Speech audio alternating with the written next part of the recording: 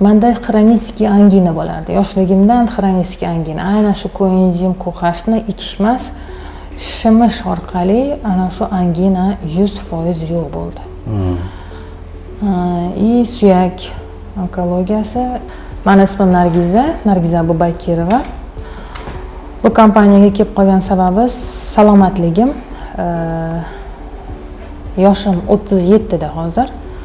2019-yil suyak yemirish 4-stepeni, bu уже onkologiyaga o'tish edi va ikkinchi diagnozi 4-stepen silniy stenoz deb qo'yishgan.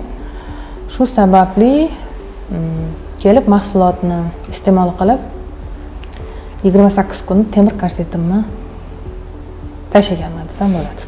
Xo'p, mahsulotni eshitganingizdan keyin eshitmaganingizcha doktorlarga murojaat qilganmisiz? Bu yoqqa borganmisiz? Da. Juda ko'p doktorlarga murojaat qilganman va Moskvani vrachlari, travmatolog, nevropatologlar diagnoz qo'yishganida sterat kalsiy degan kalsiyni iste'mol qilishing kerak deb maslahat berishdi. Va shu tariqa sterat kalsiyni qidirishni boshlagan edik. Mahsulotni olganingizdan keyin, qabul qilganingizdan keyin qanaqa dozada ichishni boshladingiz? Qaysi mahsulotni ichdingiz va sizdagi 10 kunlik, 15 kunlik o'zgarishlar haqida gapirib bersangiz? Mahsulotni ertalab soat 6 da tili bitta tabletkani qo'yib va kun davomida 2 litr, 2,5 litr suv ichib va kechki payt soat 6 ga tili qo'yilish buyurilgan edi. Shu tariqa joy-joyiga qo'yib 28 kunda уже og'riqdan 100% xalos bo'ldim. Sababi suyak og'rig'i juda kuchli bo'ladi-da. 28 kundan keyin temir korsetimni yechib, o'sha bo'layotgan jarayonlar qanday kechdi? 5 kunlik, 10 kunlik, 20 kunlik o'zgarishlar nimalar sizda sodir bo'ldi organizmda? Organizmda birinchi 3 kunlikda bosh og'riq to'xtadi. Keyin 3-oyda bitta qo'zg'alish bo'lib o'tdi. Aynan bel sohasida, shu umurtqani sirqirashi emas, bel sohasida bitta qo'zg'alish bir hafta davomida bo'lib o'tdi. Lekin o'zimni qiziqishim nima, shu kasalim nima bo'layotgan ekan deb 3-korobkasini iste'mol qilayotganda MRTga tushganimda 80% восстановление deb diagnoz chiqqan. Mahsulotni necha yildan beri ichib kelasiz shunda? Mahsulotni 5 yildan beri iste'mol qilaman. 5 yil ichida ichib kelyapsiz. Bu mahsulotdan o'sha natija ko'rguningizcha, o'zgarish sezguningizcha necha pachkasini ichib tugatdingiz? To'liq o'zgarish ko'rishimda 3 ta korobkasida. Demak, 3 ta korobkasida уже 80% tiklanish deb javob chiqdi. Undan keyin yana ham ishonchim oshib, u zarar emasligini tushuntirishdi bu yerdagilar. Haligacha 5 yildan beri, уже 5 yildan oshib iste'mol qilib kelaman. Xuddi shu dozada.